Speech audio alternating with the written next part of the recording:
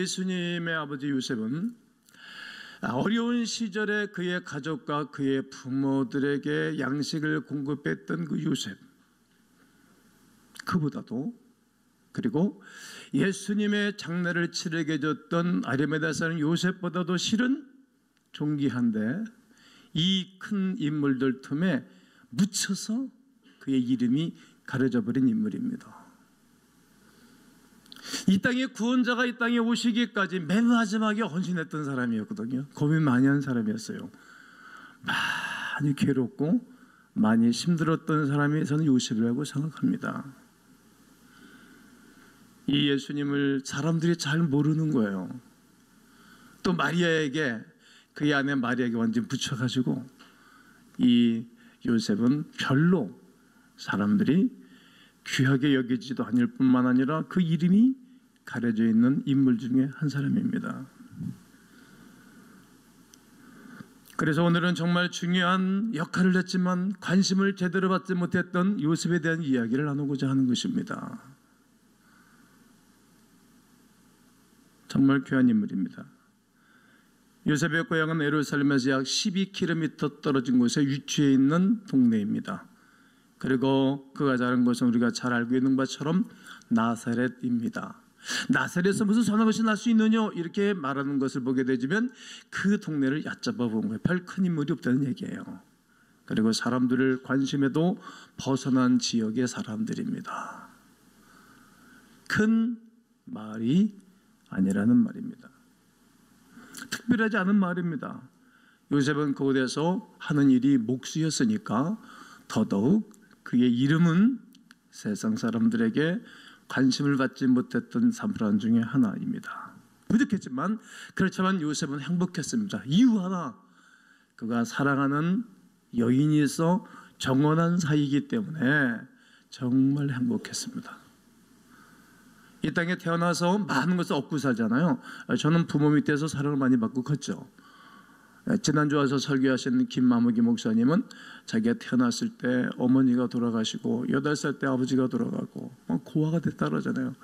그 설교 왜 그렇게 이해가 아픈 거예요. 내가 알고는 있었는데 또 강대성에서 설교하는 그의 모습 보니까 마음이 너무 애리가 아프더라고요.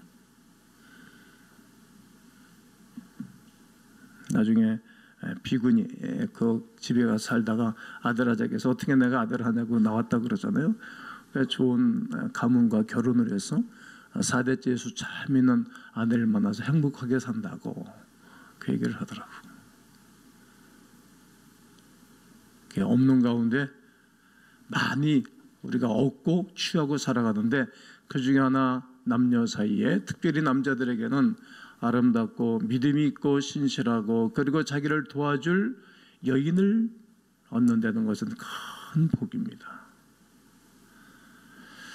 그 반여자를 만났기 때문에 요셉은 여러 가지 환경과 조건이 힘들고 어려웠지만 그는 행복했습니다. 그리고 사랑을 꽃피우고 밤늦은 시간 이야기를 나눴겠지요. 교제를 몇 년 몇 개를 했는지 잘 기록은 남겨주지 않아서 모르겠습니다. 요셉은 마리아와 함께 있는 것만으로 행복 자체였습니다. 두 사람은 조금 부족했지만 미래를 향해서 계획을 했고 행복하게 그의 계획을 하는 그런 가운데 있었습니다. 그런데 어느 날 날벼락같이 말입니다. 마른 하늘에 날벼락이 치는 것처럼 청천벽력 같은 일이 생겼습니다. 그것은 이런 얘기입니다. 마리아가 어느 날 말세가 부쩍 줄어들고 만나도 말을 하지 않는 거예요. 고개를 북숙이 있고 얼굴이 창백해져 있고 우울해져 있는 모습이에요. 무슨 일이 있느냐고 물어봐도 전혀 대답을 하지를 않습니다. 그래서 요셉은 날마다 걱정이 급증하기 시작했습니다. 날마다 잠이 안 오는 거예요. 어떻게 무슨 일인가? 내가 저 마리아의 마음을 상하게 한 것은 아닌가? 그녀 가족들이 나를 마음에 들어하지 않나? 내가 목소라고 미래와 장래에 꿈이 없어 보인다고 나를 거부하는가? 아마 별별 생각을 많이 했겠죠. 저는 설교를 할 때도 고개를 숙이고 있다든지 눈을 감고 있다든지 딴청한다든지 그럼 나는 마음이 상하거든요. 왜냐하면 우리 하나님이 내가 어떻게 설교를 준비하고 어떻게 한편 설교를 쏟아붓는지를 아니까 또 제 하나도 알죠. 그리고 나를 우습게 여기나 내가 무지해 보이나 나를 별로 좋아하지 않나 뭐 이런 생각도 제가 하죠. 지금은 그러지 않습니다. 그래도 저라도 상관이 없습니다만 몇 년 전 목회 한 40대 50대 초반만 해도 그런 생각을 가지고 있었죠. 그게 사람이잖아요. 이렇게 여러 가지 궁금증이 머릿속을 떠다녔습니다. 마리아의 바뀐 태도에 근심하던 어느 날 이렇게 요셉은 상상도 하지 못할 이야기를 그의 정혼 여인 마리아에게서 듣습니다. 황당했습니다. 마리아가 임신을 했다는 말입니다. 임신? 임신이라니, 나는 마리아와 잠자리 한 적도 한 번도 없는데 무슨 임신이야. 얼마나 힘들었겠어요. 머릿속에 사라지지 아니하는 그런 일이 생겼어요. 머리가 하얘졌습니다. 도저히 상상할 수도 없는 이야기가 마리아에게서 나온 것입니다. 순간 요셉은 여러 가지 생각을 했지 않겠습니까? 마리아가 혹시 누군가에게 못쓸 짓을 당했을 거 아닌가? 아니야. 그런데 우리 동네에는, 우리 마을에 내가 다 알고 있는데 그렇게 못쓸 짓을 할 사람은 우리 마을이 없어.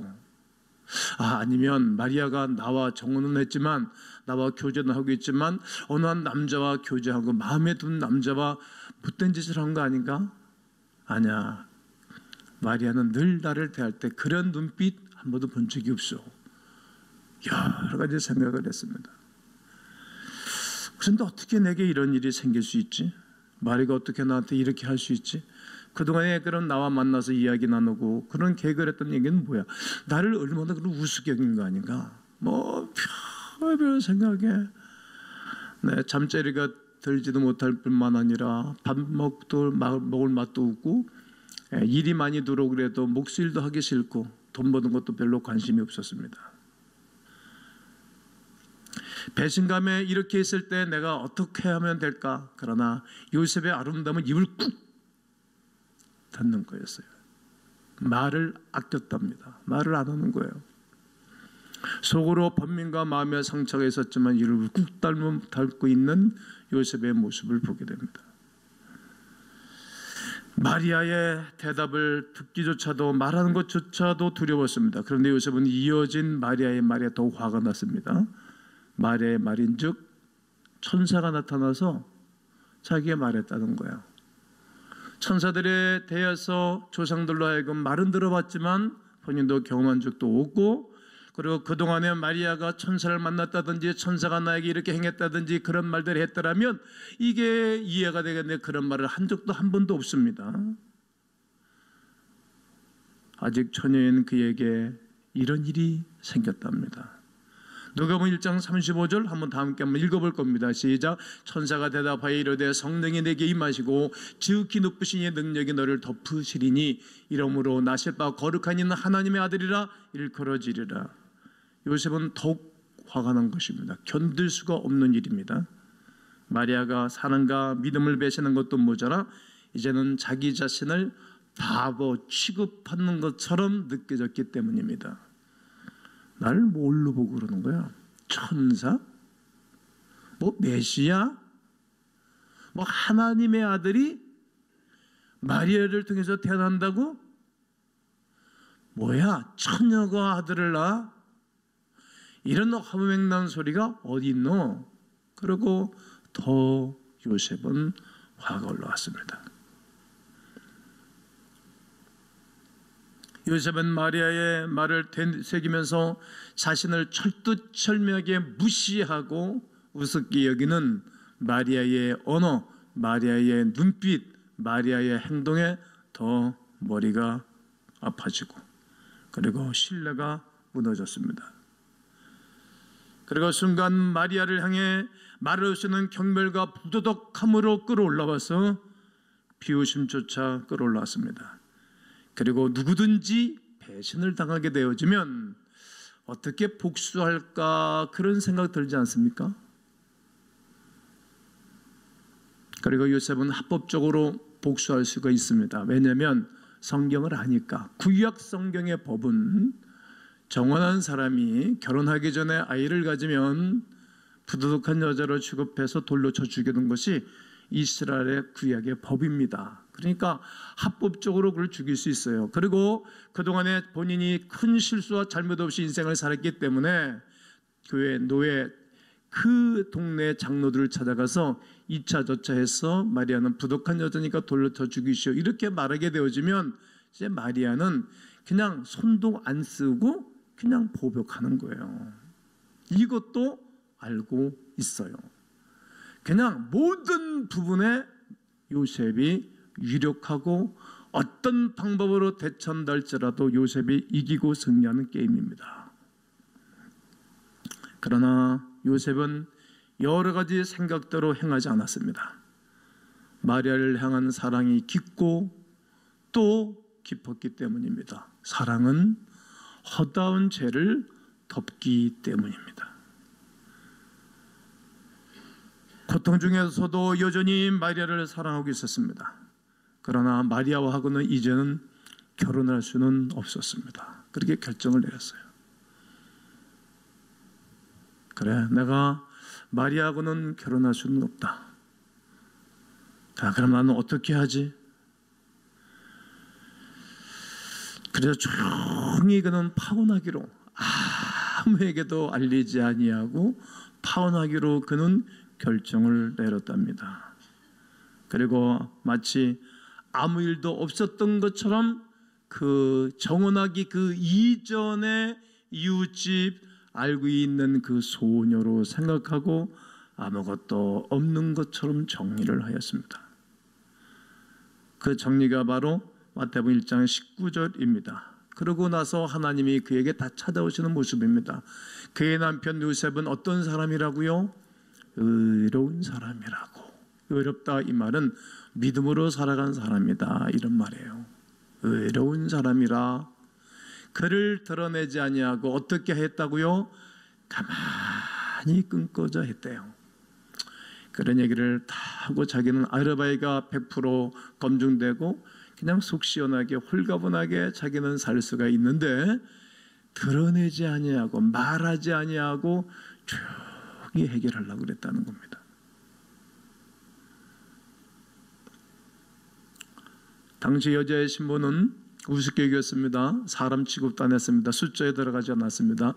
여성의 신분은 결혼하기 전에는 부모의 노예처럼 사는 거예요.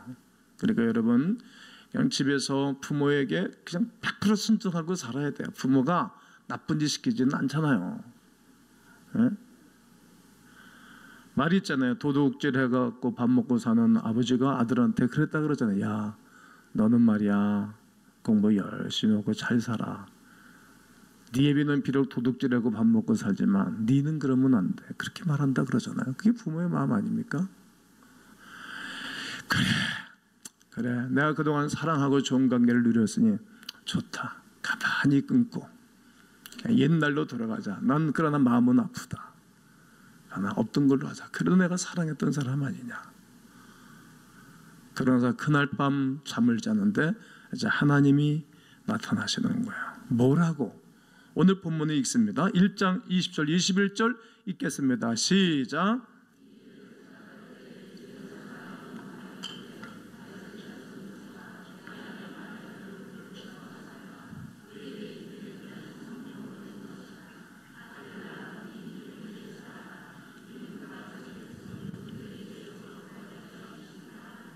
아멘.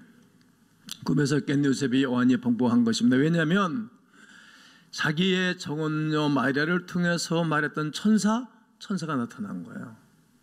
그리고 성령을 잉태된 거라고 하니까 못 믿었거든. 미쳤나 이 여자가 그랬다가 똑같이 천사가 말한 거예요.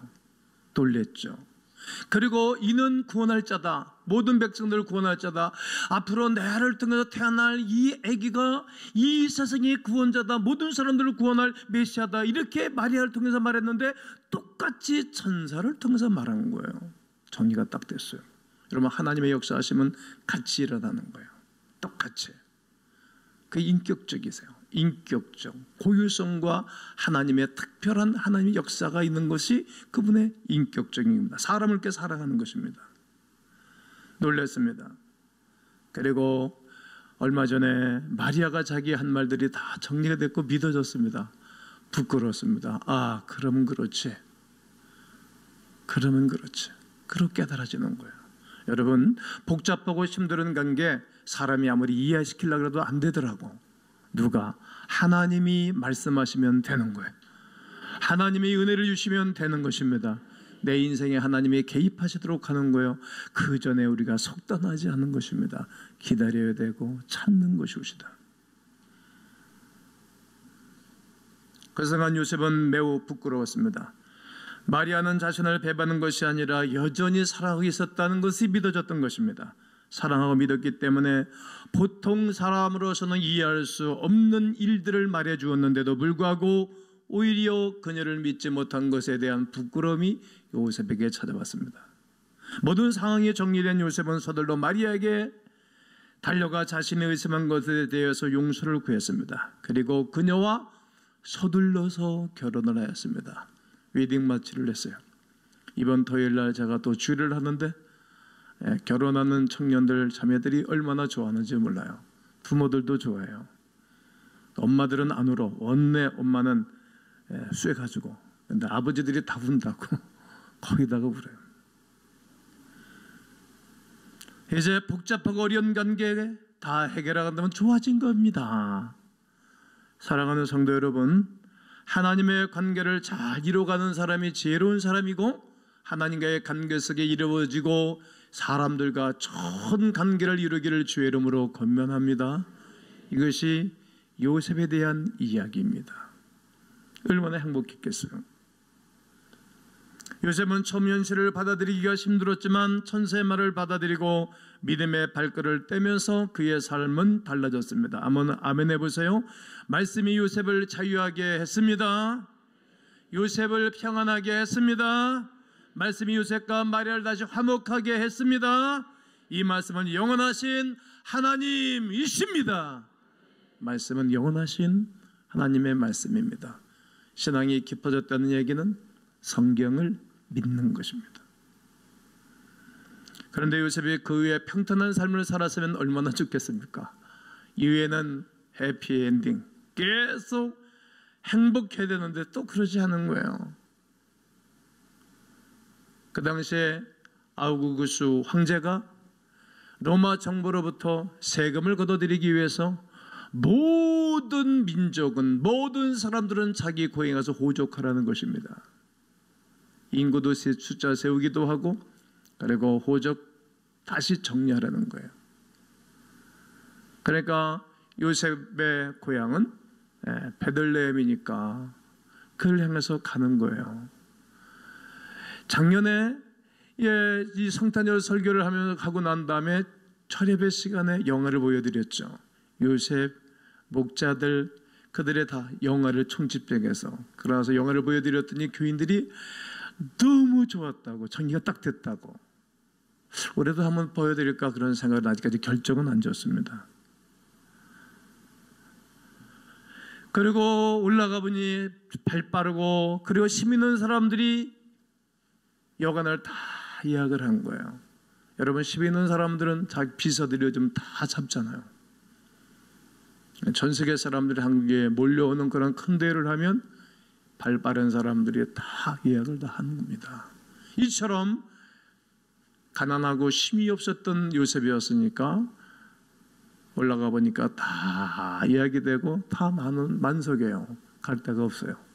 주인장한테 부탁을 해가지고 말 오양간에 들어가서 볏집을 깔아놓고 어수선한 가운데 쉬는 가운데 그 밤에 마리아가 산통기를 느끼면서 아기를 낳는 것입니다. 얼마나 당황했겠어요. 도와준 사람도 없이. 그리고 그 아기를 낳아서 강보에 와서 말 그 위에 누웠습니다. 위안권에는 요셉과 마리아 그리고 갓 태어난 아기 예수밖에 없었습니다. 위안권에 있지만 그렇게 사명의 탄생을 기뻐하고 있었을 때 사람들의 반응이 일어났습니다. 양치던 목자들이 천사들과 함께 찬양을 드리면서 경배를 하였습니다. 성탄절은 예수 그리스도를 찬양하는 절기입니다. 금년대도 변함없이 우리는 새벽성을 돌게 될 겁니다. 다 교회들이 안 하죠. 성경에 쓰니까 우리도 하는 것입니다. 그리고 얼마 시간이 지난 아주 먼 동방 박사들이 별을 찾아왔다고 하면서 그들이 준비한 황금과 유황과 몰약, 최고의 예물을 드리면서 아기 예수께, 갓 태어난 아기 예수께 경배하는 겁니다. 이 광경을 바라보고 요셉은 생각했겠죠. 역시 말씀 그대로다.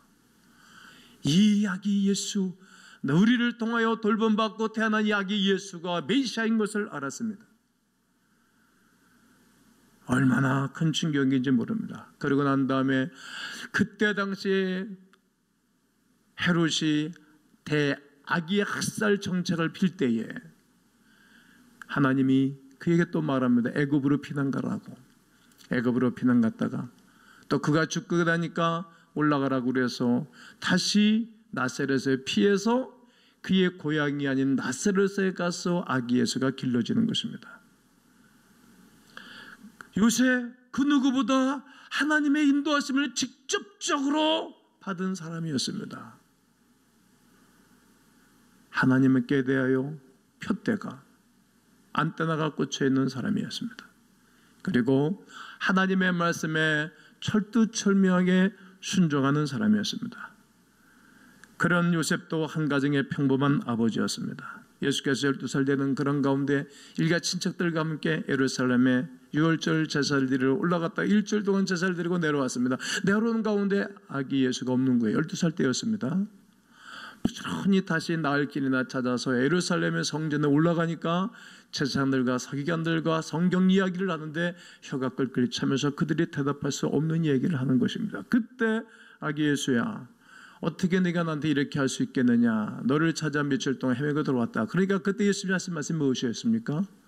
내가 내 아버지 집에 있어야 할 줄을 알지 못하시나이까? 이렇게 답변을 하였습니다. 이때 요셉은 그 아들 예수를 바라보면서 우리가 낳아 기르는 이 아들 예수가 메시아인 것을 확인시킨 것입니다. 그리고 늘 조심했겠죠. 이사야서 7장 14절에 보라 처녀가 잉태하 아들을 낳을 것이요 그의 이름을 임마누엘이라 하리라. 구약성에 예수님 오시기 전 700년 전에 이사야 선지를 통해 예언했던 말씀들이 정리가 됐을 것입니다. 성도 여러분, 우리는 예수라는 이름에 그리고 그리스도를 낳는 여인 마리아의 이름에 가려져서 사람들에게 희미하게 보이는 그 나사렛에서 성장하고 도와줬던 그 예수의 아버지 요셉에 대하여 이 얘기를 했습니다. 만약 마리아의 허무맹랑한 말에 그를 그렇게 믿고 자기 마음대로 행동했더라면, 자신의 사랑에 반대하여 배신한 것처럼 느껴서 만약에 복수를 했더라면 어쩌면 예수라는 이 이름, 예수라는 분이 땅에 태어나지 않았을는지 모릅니다. 그리고 하나님이 애굽으로 내려가라, 다시 베들레헴으로 올라가라, 다시 나사렛으로 가라, 이 말씀을 주님이 하셨는데 이 말씀을 불순종하고 행하지 않았더라면 예수 그리스도는 공권력의 칼에 이미 죽고 구원의 역사를 이루지 못했을는지도 모릅니다. 그러나 아주 평범한 사람 요셉, 당시에 존경받거나 당시에 인정받지 못했던 직을 가졌던 목수에 있던 요셉, 그는 하나님의 말씀에 인도를 받고 삶을 살다가 구원의 거룩한 역사를 이루신 요셉의 이야기가 오늘 우리들에게 감동이 됩니다. 요셉은 2000년 전에 위대한 하나님의 역사에 아름답게 쓰임 받았습니다. 2000년 지난 지금 우리는 예배하는 우리가 하나님의 위대한 역사 속에 있다는 것을 믿으셔야 됩니다. 이 시대는 여러분과 저를 통해서 이 구원의 역사를 이루어가는 것입니다. 저는 2018년도 목회기를 하면서 하나님, 2017년도 제가 목회하는 동안에 7 등록교인이 젊고 그렇게 막 액티브하지 못했던 그러한 1년이었어요. 그러나 요셉 같은 하나님의 사람들이 세워져서 이제 2018년도에는 더 큰 놀라운 구원의 역사가 일어날 줄로 믿습니다. 왜요? 요셉 같은 사람들이 세워질 것이기 때문이죠. 내가 쓰임받아야 된다라고 결정했기 때문입니다. 메시아 그가 이 땅에 와서 구원의 역사를 이루기까지는 이처럼 믿음이 있는 사람들을 통하여 그가 보호를 받고 그가 사역을 감당하게 되었습니다. 요셉의 이야기는 또 언제 제가 말씀으로 여러분과 제가 나누게 될는지는 모르겠습니다. 또 언제 이런 설교를 하게 될는지 모르겠습니다. 그러나 이제 요셉의 이야기가 오늘 여러분들의 이야기가 되기를 축복합니다. 여전히 말씀하신 하나님께 순종하고 그 딸을 따라 살아갔던 요셉을 통해 구원의 역사가 일어나듯 오늘도 여러분과 저를 통해 이 구원의 역사가 일어나기를 주 예수의 이름으로 축원합니다.